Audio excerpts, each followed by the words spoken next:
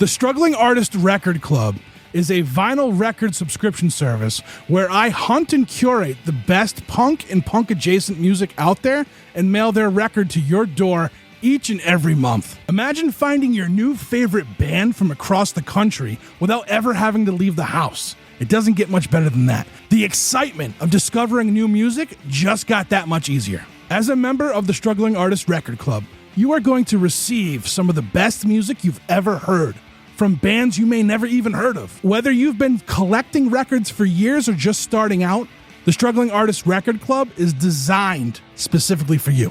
And right now, all new members get a Struggling Artist Record Club exclusive along with the monthly selection. So head to StrugglingArtistRecordClub.com, pick a membership, and start building that collection today. You're listening to the Struggling Artist Podcast. People need to be entertained. They need the distraction. With your host, Trev Allen. I wish to God that somebody would do something to block out the voices in my head for 5 minutes.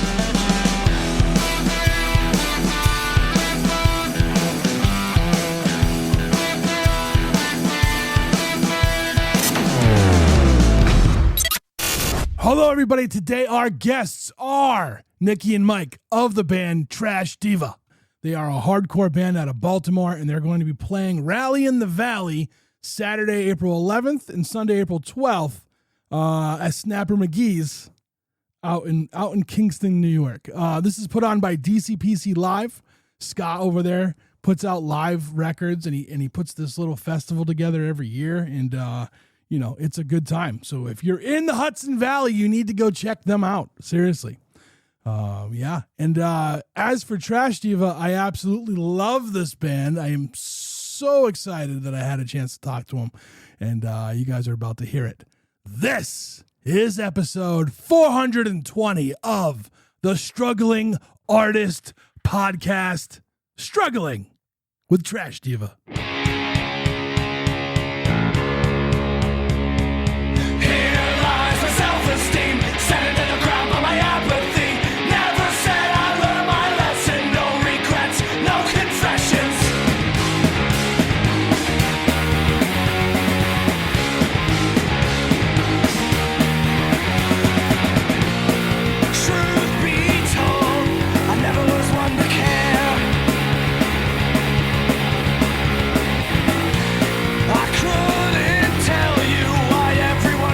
How did y'all meet Scott? Did we meet Scott? It's one of those things where it's entirely possible, given the nature of Smaltimore, given the nature of the music scene in Baltimore, Maryland, that Chuck and I have met Scott at some point in the years, playing in one of his previous bands. Do I remember specifically when it was? Does Scott remember? Absolutely not. But right. When we did finally, again, meet face-to-face last year when we went up to play in New Platts, he was like, hey, yeah, and I was in this band. I was like, all right, well, I've definitely seen those bands. For sure, I've seen those bands. So for sure, we've been in the same room and we've met. It's been 20-some years. Right. I was going to say, he was a DC kid, right? He started out in DC, I think. Yep. And did a lot of playing in bands in DC and Baltimore back and forth. That's a whole corridor right there of people trucking back and forth. So he's been around the scene, working, doing stuff, putting out records, being punk for a long time. And that's that's kind of how I think the way that I said it when we met him last year was like, oh yeah, we went to punk rock together. Yeah, that's how we know each other. I like that. Yeah, I like that. I think that's a good story for a lot of people too. You know what I mean? In passing and stuff like that, and especially I don't know. So I there was a time where I had a bunch of bands from either DC or Baltimore on it, within a short time frame, and so I got confused on who was who afterwards. Because I said, I'm old and I forget things, but it seemed like it was they coexist pretty well together. You know what I mean? So absolutely. Out here, I always say New England, because whether you're in Providence or Portland, Maine, or in Boston or in Hartford, we all kind of run in the same, you know what I mean? The same circles with everything. Totally. And I like that. I don't know. I like the new. So I grew up in a little town in Rhode Island, and then I got into Boston punk in the late '90s, and like, and I moved out to Massachusetts and stuff, and like it's just like I've always had like a sense of pride for like the music here, Oh, yeah. And then over the years with doing the podcast, I meet people from different areas, and I feel like Baltimore to DC has the same kind of like they're proud of what they're doing and what's out there and stuff like that. You know what I mean? Absolutely. There are so many similarities between like the Boston and the greater Boston area, and like Salem up into Providence, that whole area, and kind of Baltimore and Philly and DC, like especially Baltimore and DC, though, being closer to the water. Yep. There's so much in common. There's so much commonality. Like in the 2000s, like Converge would be coming down to Baltimore. American Nightmare would be coming down. So many good many good bands from Boston would come through, a couple times a year. And every time, the room's packed and people are going off just because like that's the vibe. Like, you know what I mean? Like we recognized each other. Yeah. I also say like, it's cool because like you see that in an alternate universe, right? Like I was a big baseball fan growing up and like, and everything. And like Baltimore was always a place where like, and they were in the same division, right? So the Red Sox, but there was always like a respect thing there. You know what I mean? It wasn't like, like the Yankee and the Red Sox brawls. It wasn't anything like that. There was a different atmosphere. And I know a lot of, especially like when the Red Sox finally started winning, like we couldn't afford to go there. So a lot of people would go down to Baltimore. Yep. It's true. Beautiful park. You know what I mean? So, yeah. I like that. I like how that kind of, cause like I've never really, the whole like rivalry thing with places or even like among like an art, like music or sports, or I just never really got into that. I have plenty of enemies, don't get me wrong, but like I'm just like that's different, right? Like this, like I'm not gonna like hate somebody. I do. There's like I can't stand like New England Patriot fans. That's because they're arrogant douchebags. They're the absolute worst. Like they don't remember when they were losing teams, like when they were a losing team. You know what I mean? So I feel like I used to talk to people about sports, and I'd talk about the Red Sox, and I'd be like, I talk to somebody and they love their team. Say they love like I don't know, like we'll just like the Detroit Lions or something. I'm like, you guys love your team and they're losers. Like I was like, no, that's the Red true Sox love. wins, and I get mad. I'm like, you could have won better. You know what I mean? Like, right. There's like a weird thing there, but like, but like I think camaraderie within the art, within like music and stuff like that. I think it's you get a lot further. So I want to ask you this, because this is a thing that I think about because I'm a weird old guy. In the late 90s, I feel like that was kind of for several reasons, the internet just being one of them. That sort of was the last era of there being a balkanization amongst music scenes, right? Like the Boston crew might not get along with the New York crew, who doesn't like, the DC, like, you know what I mean? Or like guys from the West Coast be like, East Coast bands, whatever. Like stuff, even just between like Philly and Baltimore or Baltimore and DC, like even that was a thing in the 90s. Yeah. But since I don't know if over the last 10 or so years, maybe, I don't know when it started, but it seems like now there's way less of that. And it's way more of sort of the way it seemed to be in maybe the early 80s punk scene, where there were all these regional flavors, but it was more like these are all like outposts of the same thing. You know what I mean? Like these are all like little star bases out in space, and everyone is the same kind of punk rock alien. It's just they speak slightly different dialect on Mars than they do on Neptune, right? Like, I think I do, and I see it within genres too, right? Like for a long time, like hardcore kids wouldn't fuck with the punk rock kids, like right, and even though they were like and like it made no sense, right? Or you get like the metal kids wouldn't even I'm never gonna play a punk show, you know what I'm saying? Right. But like, yeah. I see so much of that, and I love that. I love a diverse bill like that. Absolutely. Right? I want to hear different sound. I don't want to hear the same band 3 times in a row. You know what I mean? So, I think there is, and I think just people in their own styles of music now too is very like, all right, well, we're gonna try this too. We're gonna, I have a feeling like, art. If you pigeonhole yourself and be like, we can only do this, then like you're not allowing yourself to grow as an artist. And so like when bands do something different, I'm like, yeah, like I like that. I don't know. That's just me speaking though. Even if I don't necessarily like what they do, like one of the things that I love about hardcore as a genre, right, is that I feel like it's one of the genres where you really can do whatever. You can try to get away with whatever. You want to drop in a drum and bass track, like you're Refused, and you want to drop in a jazz track, Turnstile, and you want to do like, some stuff that sounds like Incubus. Like it's a dare, right? You do that stuff and you're like, all right, so is it still hardcore? Where's the genre? Where's the edge? Where's the boundary? How far can we push it? I dare you to tell me it's not hardcore. And I kind of love that aggressive confrontational pushing of the edges of the genre. Like it's aggressively developing, not just like, oh, and then suddenly it turned into this. No, people are like hacking away with pickaxes, digging out new spaces. And I love that. Yeah, no, I would say too, like not just our shows now feeling like the live shows we go to are feeling like a good mix. Like you're having metal, punk, like some emo resurgence, us.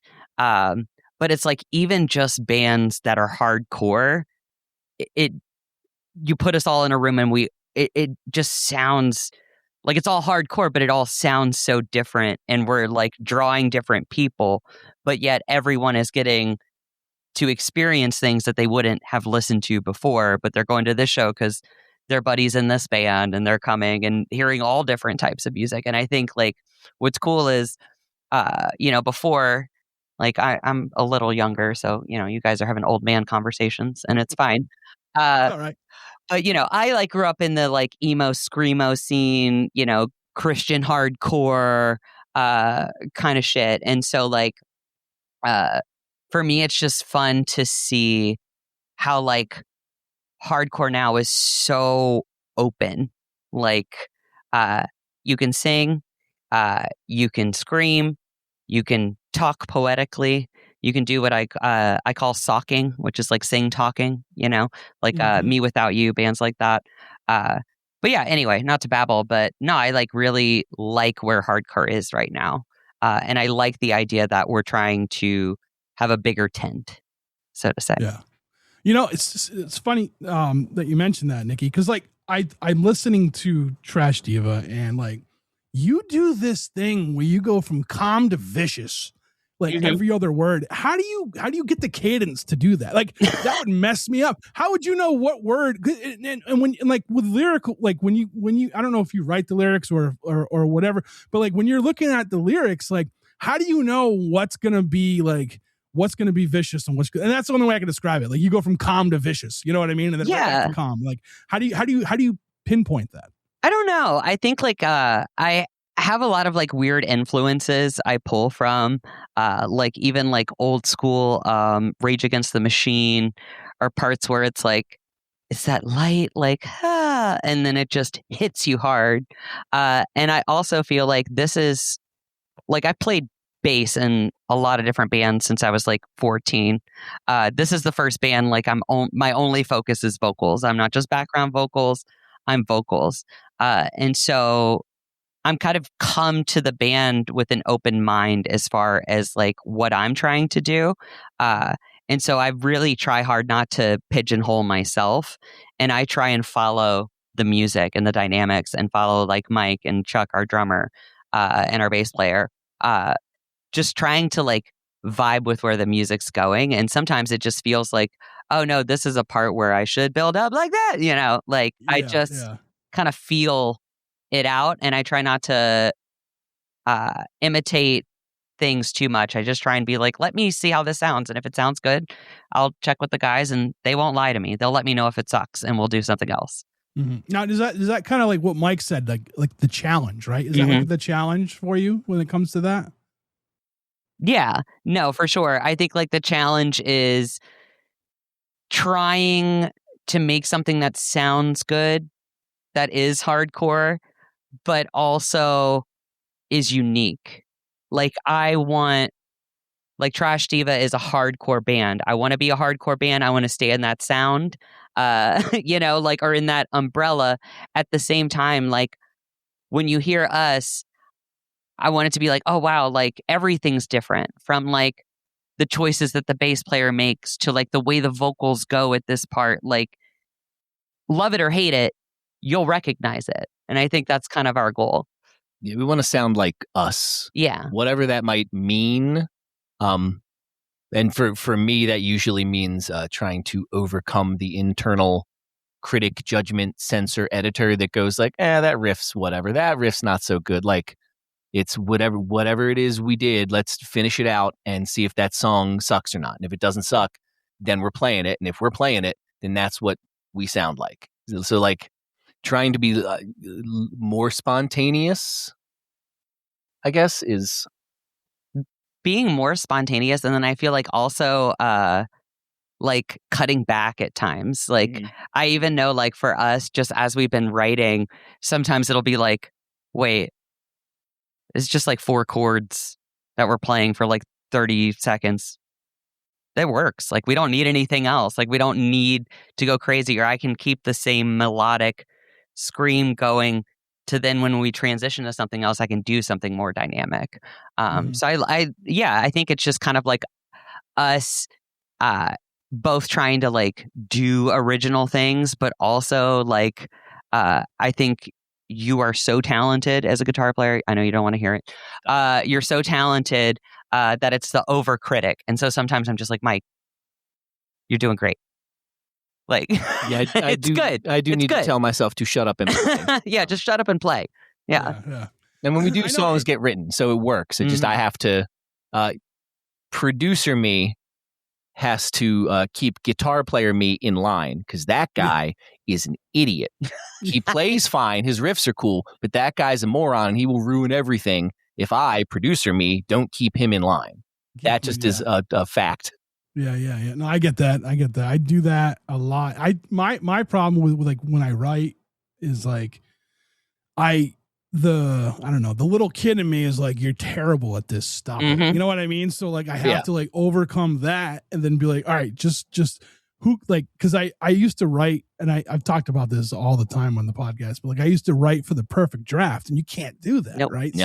So like I've taken like I've got like the coaching me is like, just finish it. Don't worry about that sentence right now. Go and finish this, and then we'll go back later on, you know? So absolutely. Shout out to my friend Thages, who helped me learn the lesson that shipped beats perfect every day of the week in the marketplace or whatever.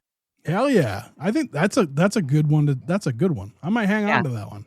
Yeah. You got to get it out there. Yeah. Otherwise, what are you doing? You can't sink it if you don't shoot the shot, and the shot's not going to get, shot if you're just smoothing that ball out over and over again. That makes absolute sense. I like that. And that's why I'm bad at guitar. That's my excuse. I'm shipping. I think I like it, man. I like the sound of Trash Diva. Thank you. So I hadn't heard you guys. So I was talking with Scott. I produced his other podcast, his podcast, and cool. And and I have a record club, so like we've dealt with that in the past, and like we met like on on like an internet like group for people in the world, right? Kind of like what his podcast is, where he talks to people like not like he'll talk to musicians, but not about music, right? About the other things they do, and like I love that's kind of what like this group was, and him and I met through there, and like we were talking, and then he moved, he moved out to that like corridor in New York and stuff, and like and like I'm like, oh, we're closer now. We still haven't gotten together, but because that's more my fault than his. So, but so like it's when he was like, oh yeah, we I've got this split coming up, and I was like, oh cool, and we were talking. I'm like, yeah, let me listen to it, so he let me listen, and I like when I don't think 20 songs as a split. You know what I mean? Like I was like a split. You guys are gonna have like 6 apiece. It's gonna be, it's gonna sound good, but like it was like it was, I'm like, this is amazing. Like I liked because I'm an album guy, right? So like I love EPs, and I love when people release a song, but like I need to be able to feel the whole thing. Same. And and as far as live records are concerned, Scott puts out really good ones. Yes, he does. They're so good. Yeah, so it's like one of those things where I'm like, all right, well, let me, and then I was like, wow, I'm getting 10 tracks from each band. Like, this is amazing, Cool. So, Yeah. so that was like, it was awesome. And I was like, yeah, well, let's do this. You know what I mean? So, Awesome. Love that. yeah. And like I said, I checked out your Bandcamp and, was listening to stuff there. And like, I listened to like the album, the self-title and everything. And I dig it. I think like, I always like just off the top of my head, whatever I think about when I'm listening to something for the first time. And I wrote down like take no shit hardcore with the stink face metally bass, like it's I don't awesome. mind if you do call us that. Yeah. Mind that one. I really picked up for me like The Bad Life and I'm trying to read my own handwriting here. Sorry. No chill. Those two songs were really like with that bass was just like really Slapping. like, yeah. And Thank you. both songs are amazing, by the way. Thank you. Thanks. I'm just Annie like, is great. I like when people kind of like, we don't have to be this one this one sound, we can add in these other things and kind of make it happen. And then I don't like genres. I'm just like, it's all rock and roll, it's all rock just, at the end of the music. day. Yeah. Yeah. So like, because like it's some people want to be so specific and I'm like, I just like, so like when we do a turntable episodes once a month, I get together with a couple other people. We bring recommendations and like, whenever they bring something, like whenever somebody brings something that like has a unique sound, like I'll string together like 65 genres just to like kind of, you know what I mean? Just to make, have fun with it. Right. And Totally.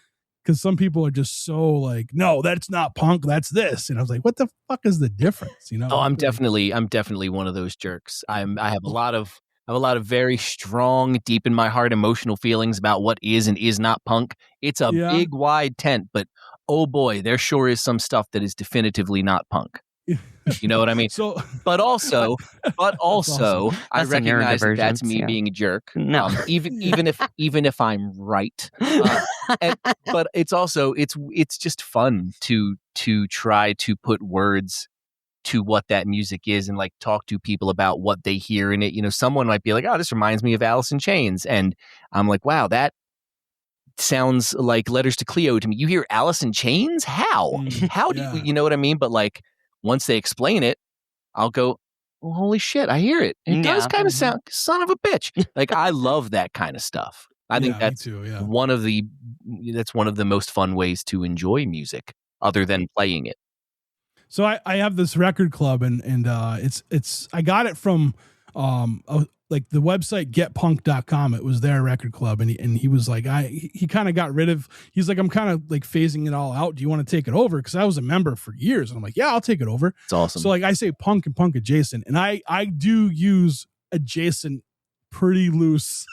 That's fine. but like for me it's like, I don't know, I think it's more of like a like, especially with a lot of the stuff, like if like I've had this it's really like he calls it like what do you call it?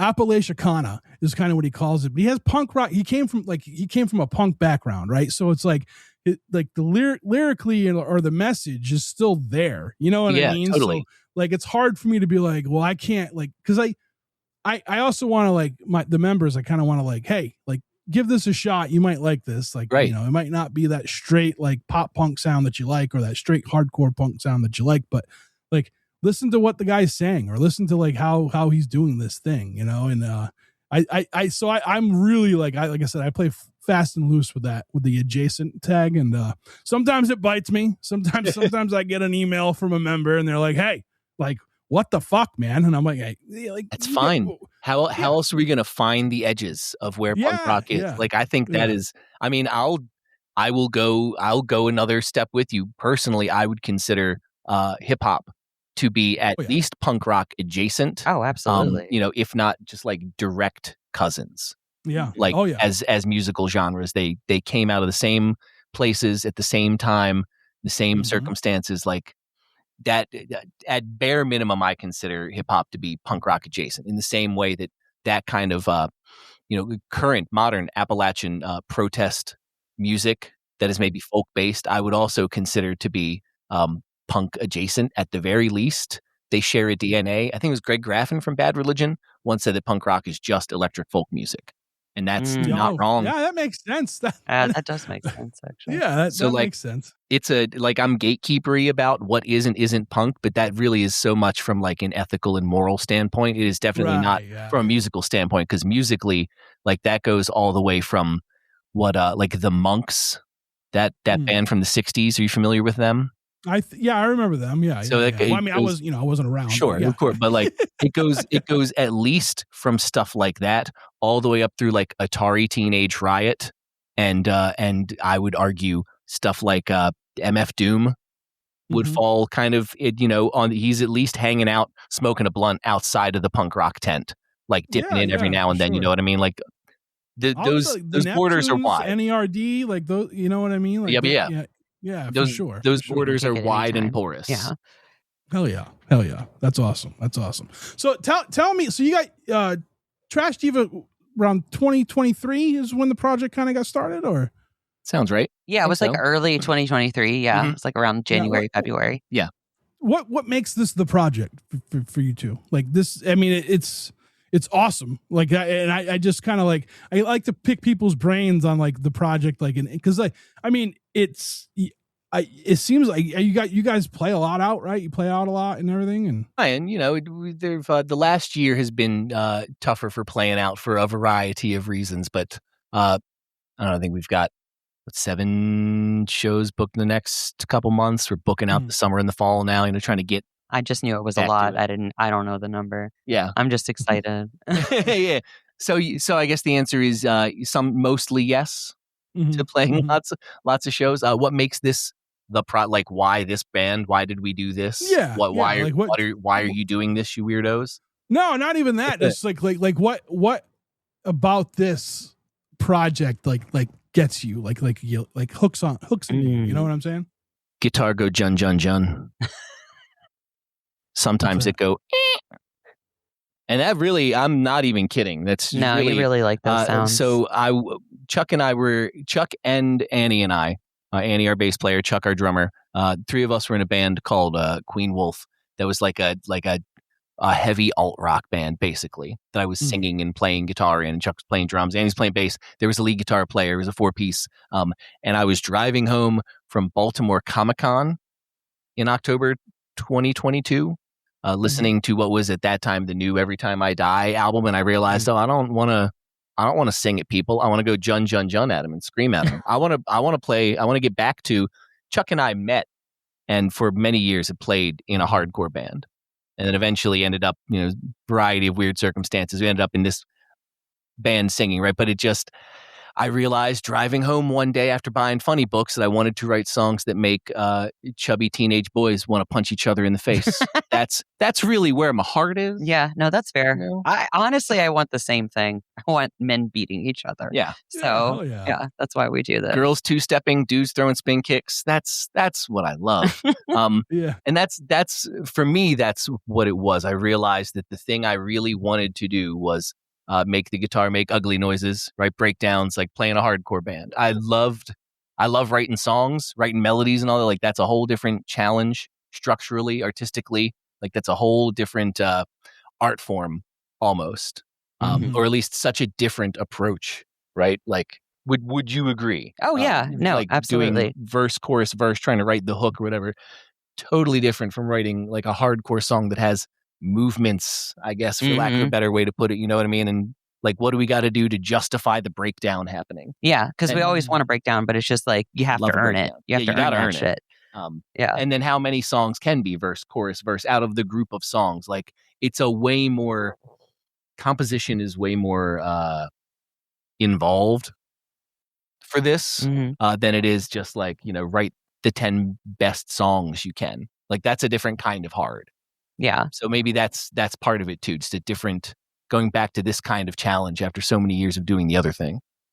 Oh yeah. Nikki, why did you want to? Because you'd never screamed in a band before. No. Why did you want to? Because I wanted to relive my 16-year-old self in my mid-30s. Like basically.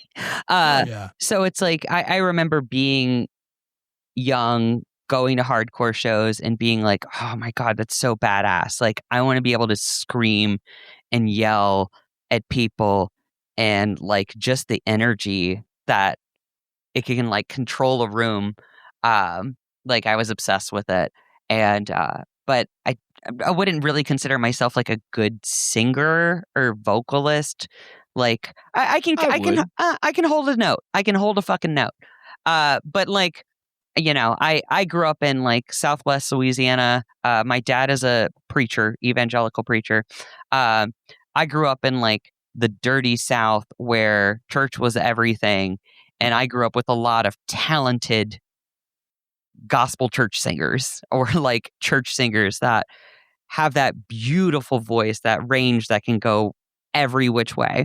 So I'm not that person. But for me, like, I think there is something creative and tangible about hardcore that says, like, you don't have to be perfect. You just have to be you. And that thing has to be unique in a way, like something that's distinct or catchy. I think for me, like, I really wanted the challenge of, like I mentioned before, I played bass a lot. I really like playing bass. I love bass. But it's not the front person. You're not getting typically like all the attention. And I like that. But now I'm also like, okay, well, what if I'm really kind of spearheading like the lyrics? What if I'm really picking, like, the sound is the sound, but I'm engineering the message, like the lyrical message behind it, which for me is like really exciting. Like, I love writing poetry, fiction, whatever. So playing with the writing and then trying to add that to music has been really fun for me.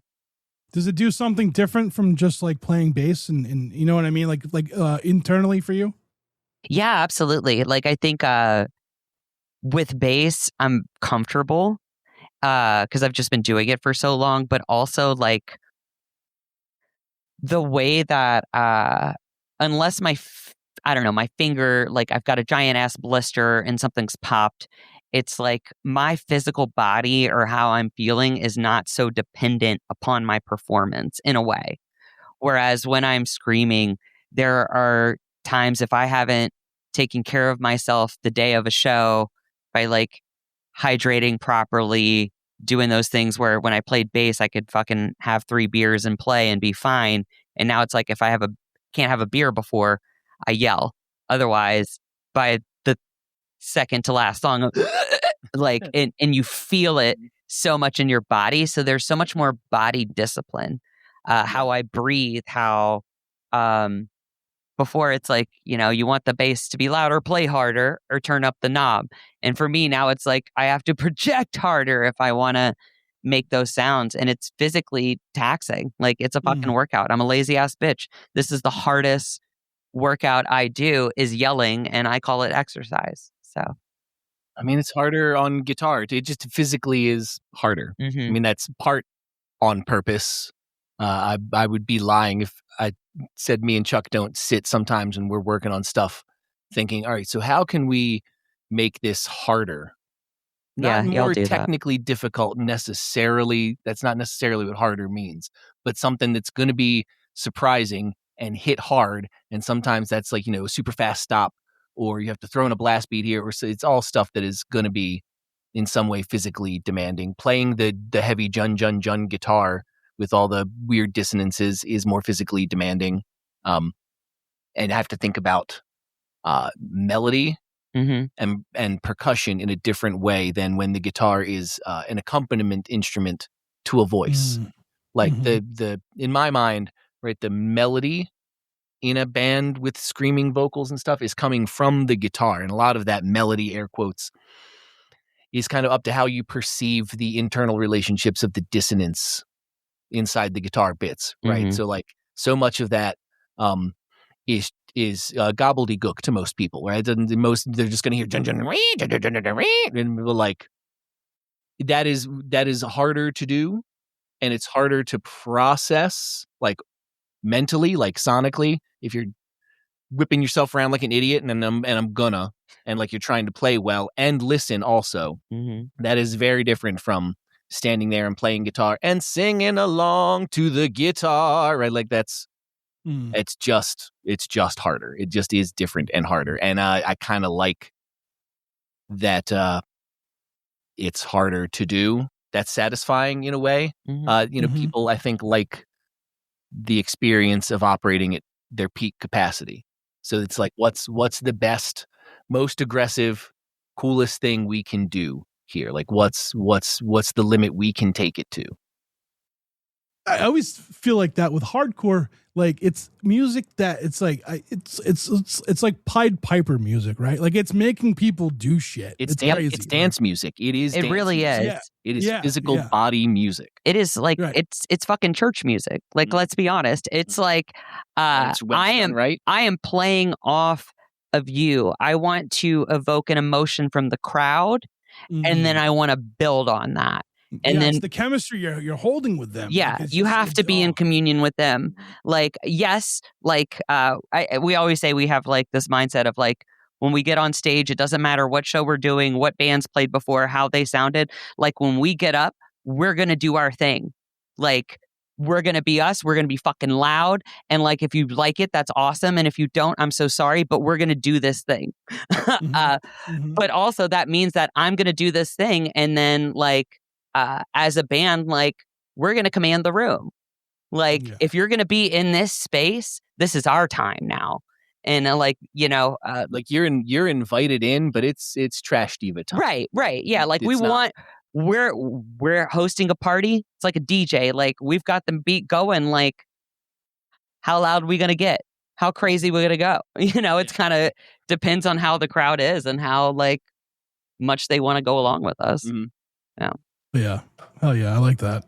Yeah. I always think of that like that. I always think of it that way with hardcore music. It's just like, and then the other thing is like some bands, like, I think I feel this way all the time. Like I've described it as like, I said, hardcore is like doing PCP. Like it makes some people crazy. Like normal people, they would never act like this way, or they might think they're like a hell of a lot stronger or tougher than they really are. Like that's what it's the Sherm of music. I feel like. Yeah. Oh yeah. When I describe some of my favorite show moments to non-punk people and non-hardcore people, it is almost universally met with disdain or disgust. You know what I mean? Some kind of apprehension. Just no one likes to hear about it. I went to see like the time I went to see Scowl and Zulu, and the guy from Zulu was just spin kicking people in the front row in the face before the band started. Like the guitars are feeding back and the drummers getting comfortable, and he's straight up just kicking people in the face before they even before they even play a note. Bass player wasn't even on stage, and he's just kicking dudes in the face. It's awesome. It's terrible to do. Even started yet. Yeah, no one deserves that. It's a terrible thing to do, and I recognize that, but it's undeniably awesome. He then climbed up on a balcony and jumped on people's heads. It was awesome.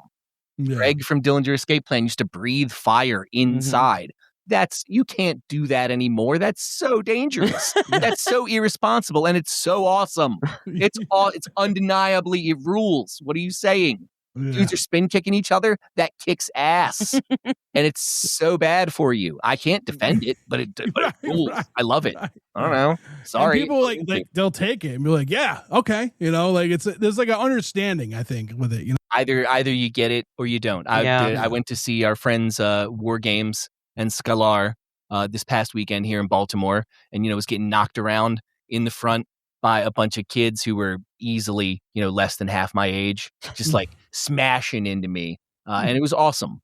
It was awesome. It wasn't like, oh, why are they bumping into me? Ow, my knees. I loved giant smile. I got a little bit misty eyed because I just loved it so much. And like, no joke. It's just it's either you get it or you don't, And it's one of those things because people think of it like they see it in like such a negative sense, but it's like if there's someone off in the back corner who doesn't, and like people respect that and won't like. Someone's not going to march through the crowd for that one person who's trying to be okay in the back corner. You know what I mean? Like, like there's a so like if you're in it, you know what's going to happen. And all these people, like, they're all like the dudes who slam into me and then check. Oh, you okay? Yeah. Oh yeah, it's I'm pit fine. etiquette. Right. For sure. Accidentally took a spin kick to the bread basket, and the dude was like, "You all right?" I am fine. Absolutely. Kick away, sir. Like, I was like, I remember in like the late 80s, my buddy was like, "Oh yeah, this is what moshing is," and I was like, "Oh cool." And we tried, and I was a little kid, and we tried. I'm like so much bigger. I'm 6'5". I'm a giant, right? So like, you're a big guy. I remember being like 8 years old and like I sent my buddy flying. And I'm like, this isn't for me.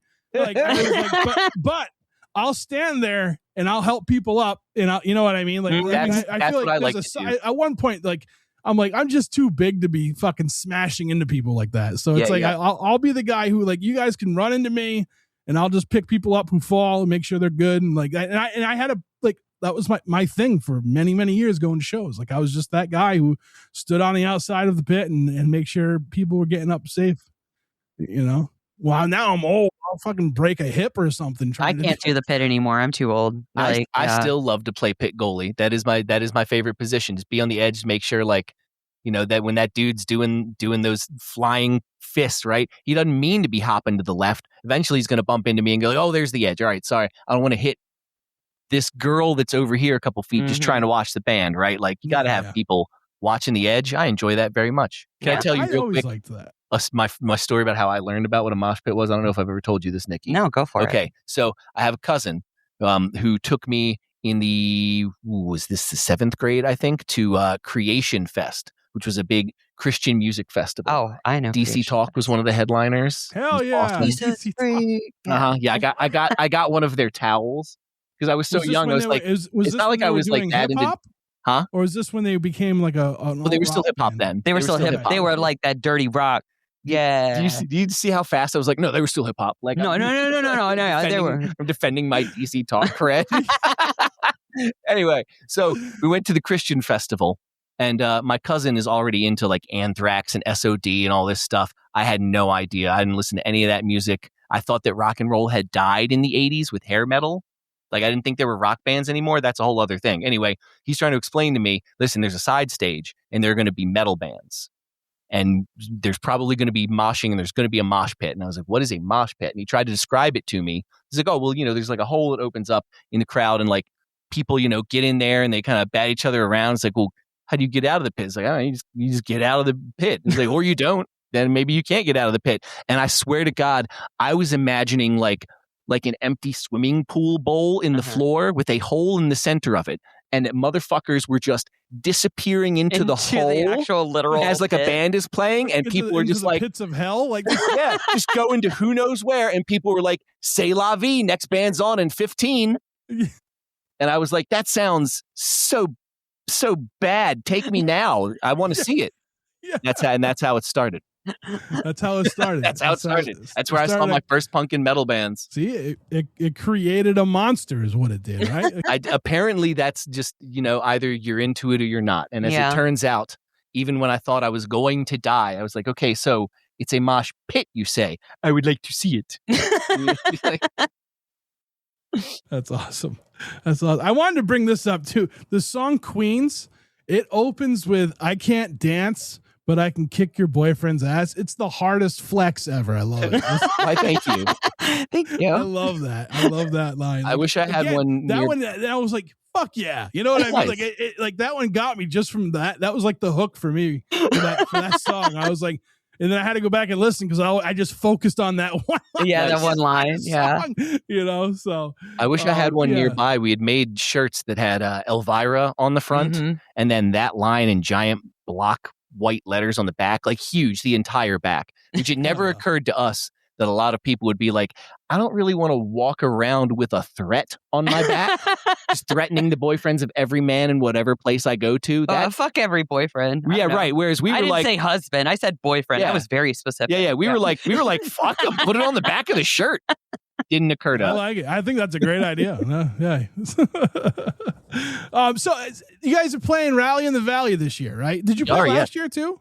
We did not play last year. We played up there for I don't remember if it had a name as a fest or if it was just an all-day event that Scott did, but we went up and played last spring, and it was sick. It was awesome.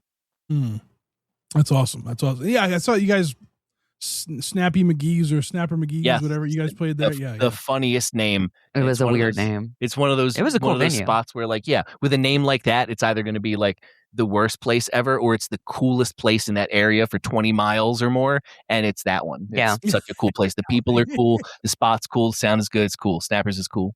Yeah, that's awesome. Now, did you guys go up there for like a one-off, or you were like kind of hitting a couple shows? Just drove up and played and drove back. Scott was like, "Can you play?" And we're like, "Yeah." Yeah, we can do it. Did you do any? Did you guys just came up here? Yeah, you didn't book a weekend? No.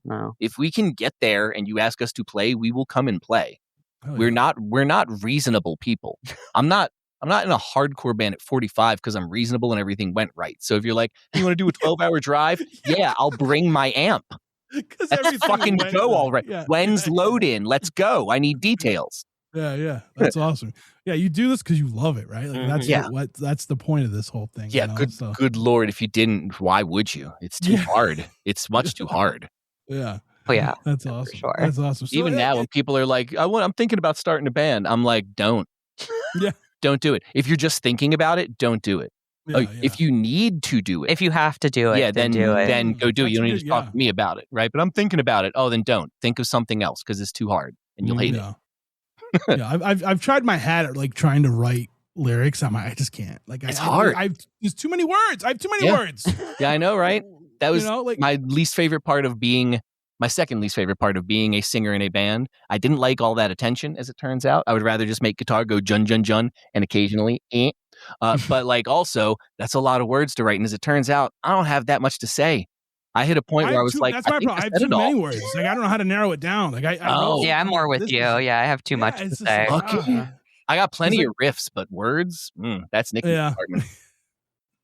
I got too much shit to say. It's like finding what makes sense, what isn't a cliche, what isn't just me like going off on a fucking tangent that's really funny to like me and three people and not like feasible for lyric, you know? Like sometimes I'm like, oh, I think this will be so great in a song. It's such an original thing. And I'm like, bitch, that is like, should be in a comic book. Like a character should be saying that. Like it's cute, but it's not for this band, you know?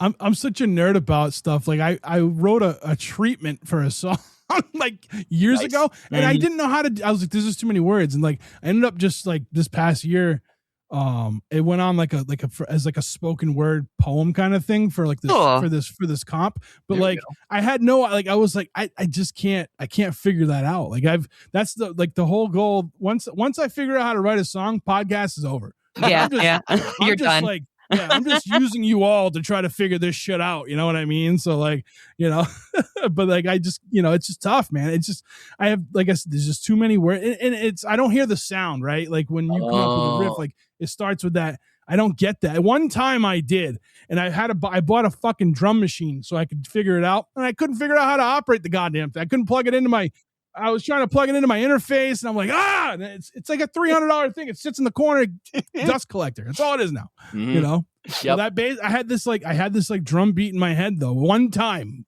and I failed. That's tough. It's hard to learn to catch those. The lightning in a bottle. Yeah. David Lynch has a great book called Catching the Big Fish. It's all these like short meditations about meditation and also creativity and catching ideas, and it is very much like. They're slippery fishes, and some of them are real little, and they get away way too easily. It's hard. Yeah, you just got to sit and just, like, I think sometimes the big overwhelming thing about creating anything, whether it's like music, writing, is like sitting down to do the thing, not knowing what's going to happen. And so it's like if you're a painter, you just got to fucking touch the canvas.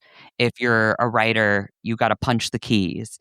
If you are a band, you just got to start playing shit and like see what happens. And that's scary and it's vulnerable. And typically but that's the part of the creation process where kind of like you're saying, you just do that.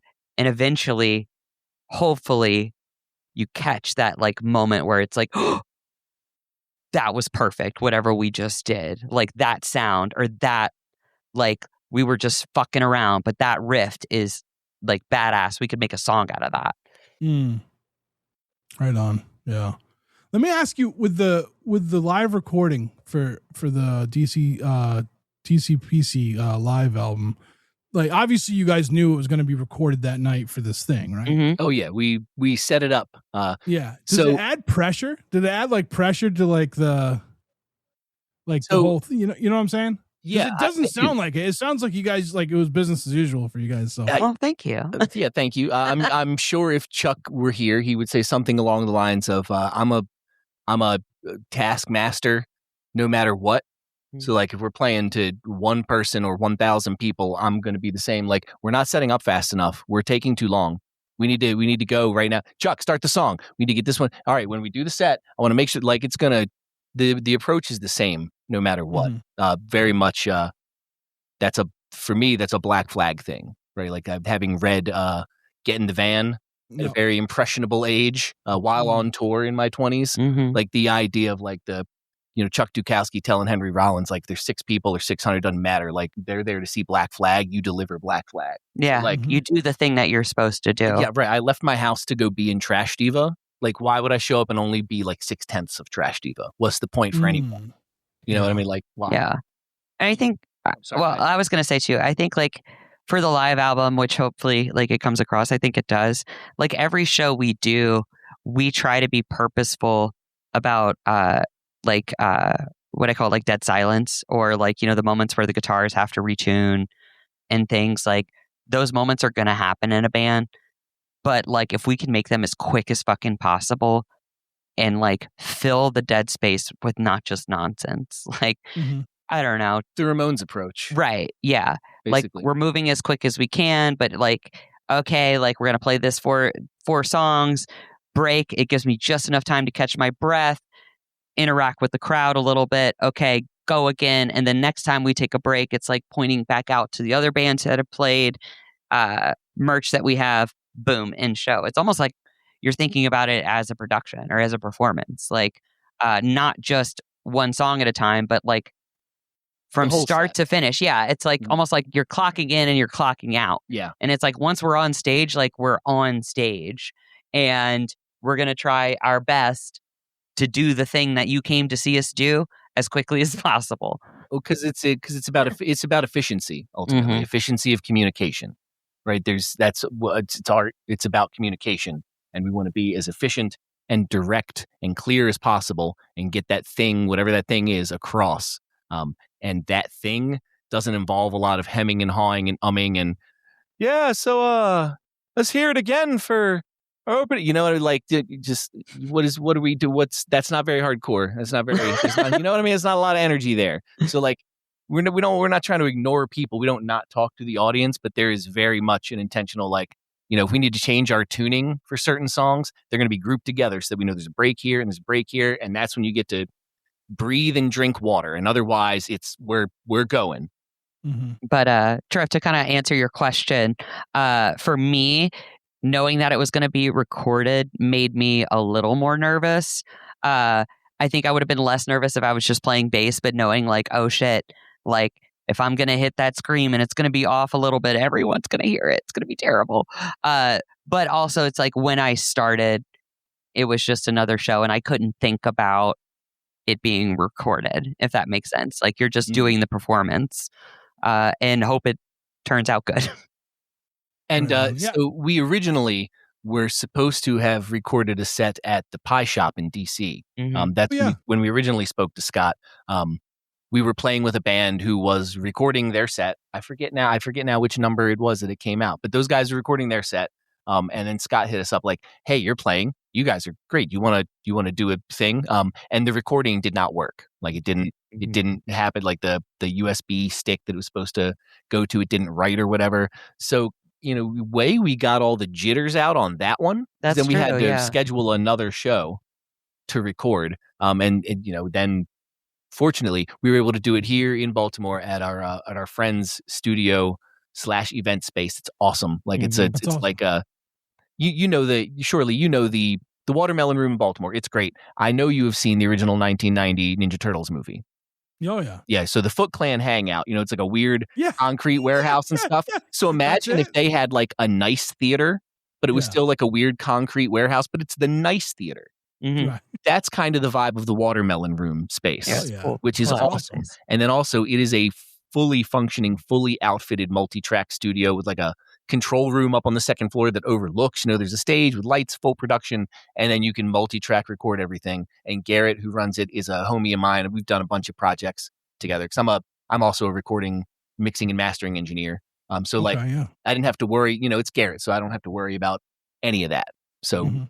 that would have been the stuff I would have been as the recording dork. That's the thing I would have been maybe worried about even more so than our set, Yeah. but didn't have to worry for Garrett. So luckily I got to just play. Mhm. And you didn't have to be producer and musician. Yeah, thank God. Yeah.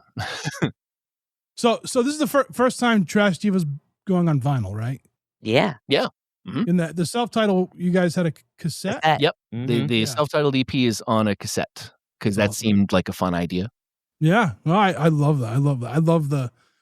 I think cassettes are like, I think of them as just like art pieces. Like, you know what I mean? Yeah. They're decorative. Yeah. Like I have them around my house. Like I love a little Yeah. cassette shape. Yeah, they're Yeah, fun I little think it's objet great. art. Mhm. Yeah, I like it. I do have a cassette player too, though. So once in a while, I'll break that out and listen to some. too. Hell yeah. Yeah, I just sent the guy. There was a band that was in the record club, and he's like, "Hey, I also got their first EP on cassette." I'm like, "Oh, all right, let me snag some." So I sent to everybody one of those too, like a little bonus, Nice. So, yeah, I Sweet. don't know. I think there's something I just like. Maybe it's a nostalgia thing, right? That's like I think that's You for sh- sure. Yeah, that's true. But I also think that just genre-wise, sometimes some stuff just sounds right on a certain format. Like if you're Yeah. going to listen to like a garage rock band and it's on vinyl, that's going to sound Yeah. right. Yeah. If you listen to like some like crusty punk or hardcore or like some real nasty boom bap hip hop type stuff on a cassette, it sounds right. It slaps. Yeah. If you've got some heavy bass EDM, you want it on a CD for all that high headroom because it's going to say sound like right. new metal. I don't want to hear new metal on anything but a CD. Yeah, Yep. You know what right. I'm saying? Like because that's what it was. That's what it was kind of- made for. Yeah, that's when it was made and what it was made for. So I Yeah, kind of yeah. there's some like, man, it's hard to beat Minor Threat dubbed to a cassette. It's hard to beat the first Dead Kennedys album dubbed to a cassette. It just feels and sounds correct to me. Yeah. So I'm with you. I think if I have one complaint about vinyl now is like you don't hear those pops anymore, right? You don't. Yeah, they're really Yeah. good now. Like I was They really cleaned it up. shocked by how like the pressing of our live LP I think is one of the best sounding pressings of any project I've ever mixed or mastered for vinyl. Like it sounds great, and I'm not just saying that Clean. because it's our No. record. Yeah, it's a no, super clean. clean, great Yeah. sounding pressing. Modern pressings are awesome. Yeah, Scott does just like with live, because like I was for a long time. I'm like, yeah, live recordings. Like again, like I'm used to like the little like bootlegs you'd get at like the record shops. Oh, and stuff yeah. back in the day. Yep. So like I'm like, yeah, I'm not totally. There's a couple newer ones out there that I really like, and then when I met Scott and like I started hearing his stuff, I'm like, man, how do you do that? Like, Yeah. it just Right? it just Live sounds records really. they used to be like, like it was recorded on a cassette from the board and they press it onto a flexi and include it with a magazine, right? They always used to sound awful, but like, God, Scott's stuff sounds fantastic. It's so cool now to have such good access to live recordings, like audio and video. There's so many good sets of bands just on YouTube. You can go find 10 of your new favorite bands and watch them play, a full set for free on the internet. It's incredible. Right. Before you would have to have a whole video crew, production team, like all that. And then it would still suck. It would still And it be would bad. still not be that great. Yeah. Yeah, and I think in with the record coming out, is it out? It's not out yet, right? Not It's yet. still- I don't know when this episode will air, but it's up for pre-order right now. It comes out officially April 12th. Rally in the Valley is the official. Yeah, official okay. I think release this date. is going to be like the week or two before it will drop, Cool. so people will be able to still pre-order. Sweet. Like so, and like with this one, Scott does a really good job at capturing the vibe, the chemistry of the show too. Like, Yeah. I think that's like one of the. I think he's just got an ear for that. He's got a knack for it. I don't know what he does after the recording, like how he goes through it and decides, but like everything he does, like I can like it feels like I'm almost there, and I definitely felt it while listening to this one. The other thing was like I didn't realize it was like Mace, the other band, Mace, right? Is Yep, it Mace. It's a different place, it's a different venue, it's a different everything. And I'm like, it felt like it was one show, you know what I mean? Yeah. Being able to listen to it, like, Cool. it's just it's an amazing quality to have. Like, I think, so. I can't speak to what Scott and the engineer that he generally works with do, but I can tell you as the person that mixed and mastered the Trash Diva side, I had done a pass and I felt pretty good about it. Mm-hmm. And then I heard the Mace side and I went, oh, I could do a little better. Whatever Scott's guy did, I need to step your game up. I need to step it up. I thought we were here. No, it turns out we need to be here, which was great. Like now it turned out better. They sound great. It's, I love how it sounds, and I love the Mace side. It's so good. They're so good. But yeah, just Scott and his team of people that he works with, they know how to do it. Hell yeah. That's awesome. So what's in the tank for you guys? What's next? Like, is there another album coming? So we're writing songs for a new record right now. We've got 6, 7? 6, 7. 6 or yeah. 7. 6, 7, it's a new number that we've invented for this record. We've got I think 6 or 7 in various stages of like, we've got them loaded in the chamber. I think like lyrically I'm still working and building on some of those, but I'm excited. Like they range from stuff that we are playing at our next show to things that need to still have like a part worked out and get some vocals, so some like need a little more baking. Yeah, it's probably like 60. A new record is probably 60% there. We've got a release show here in Baltimore for the live album on April 9th. And we are, I think, supposed to be playing a festival on April 10th, but that hasn't been announced publicly yet. So I'm going to hold off on saying what it is, but that should be cool. And then the 11th will be at Rally in the Valley. Nice. And we're doing a run in June with our friends Cold Vein out to Ohio and back.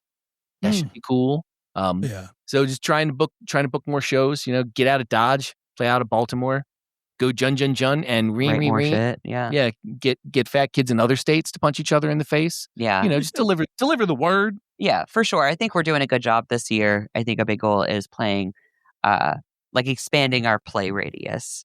We've stomped around the DC Baltimore area a while, but I feel like after a while, nobody from Baltimore gives a fuck you're from Baltimore until you play somewhere else, and they're like, "Hey, you're one of us. Yeah, come back here. Over here. Get back over here so we can love you." Well, and part the like, "Oh, you guys got a new record yet? Have I seen this set before?" And like, that's fair. Like, like we work new stuff in all the time, but like people have that attitude about local bands, like the bands. Well, they don't want to see the same band play the same songs for 2 years. Even like my friend's band, like I might not see them 3 weeks in a row, 3 weeks in a row, right? Because like I just saw you do that set.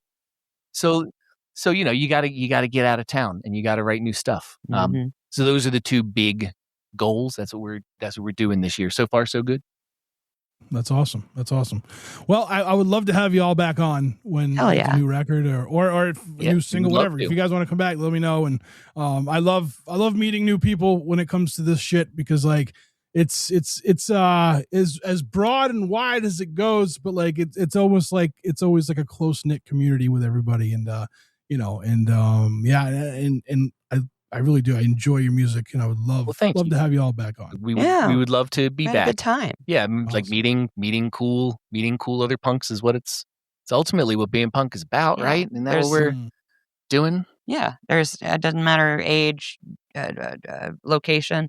We're all in the same tent. Like, come on in, And if you guys are gonna play like out this way, let me know. Like for Massachusetts, sure. Boston, whatever. We will find a way to make it happen. Like I said, and you're like, hey, will you come play here? Yeah, if we can get there.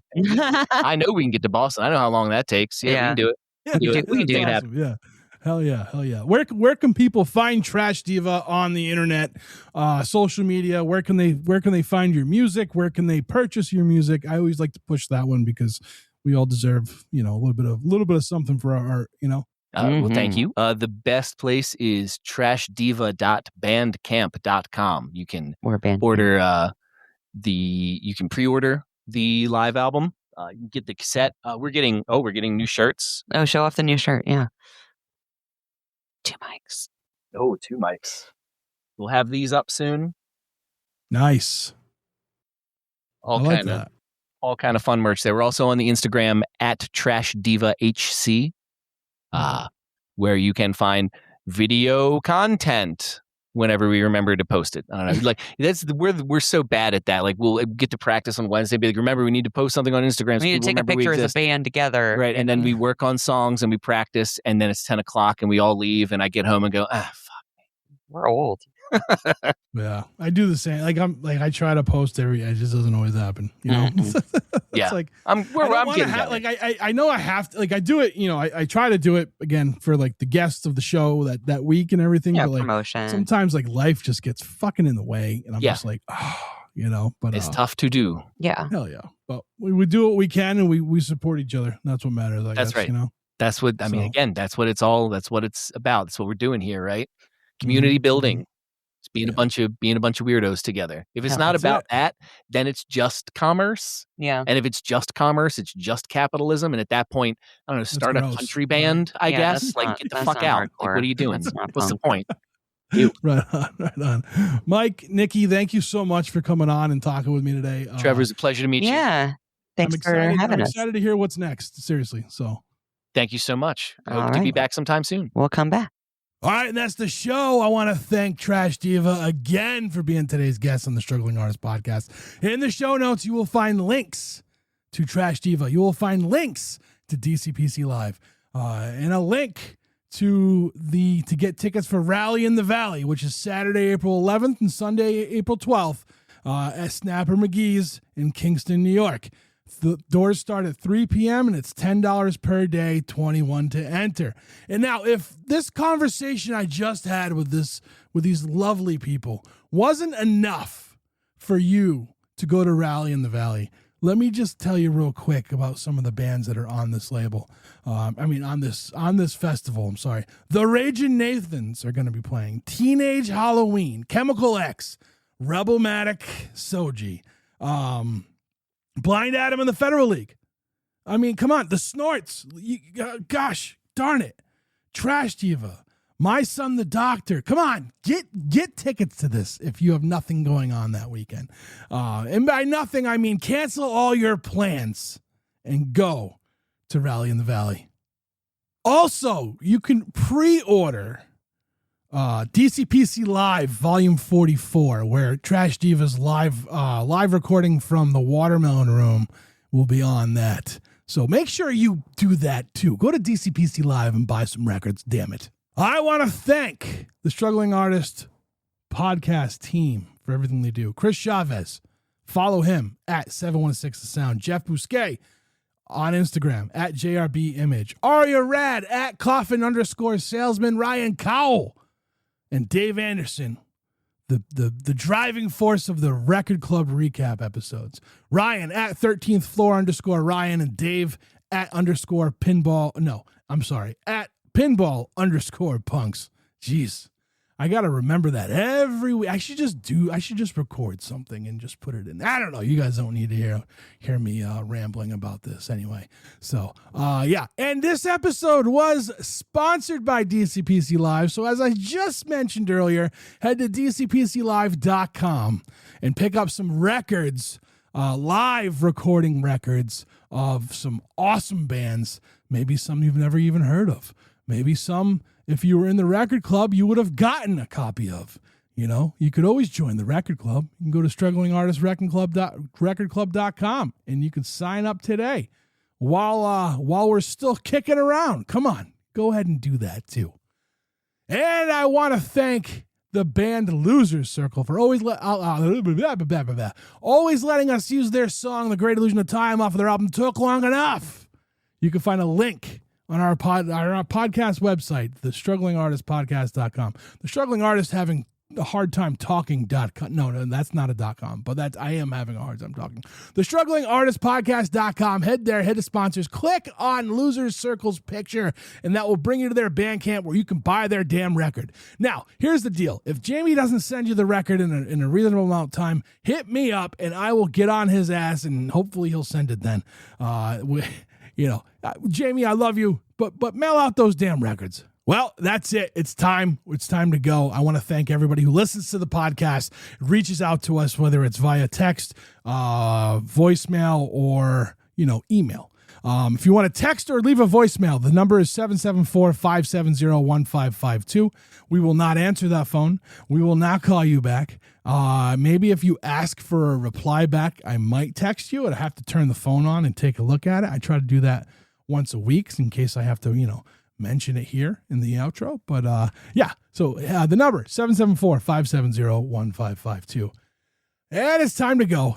We're getting out of here. Trash Diva and DCPC Live were kind enough to give us a song to play off of DCPC Live Volume 44. The song is called It's Not Me. The band is called Trash Diva. Until next week, take care of yourselves and we'll talk to you then.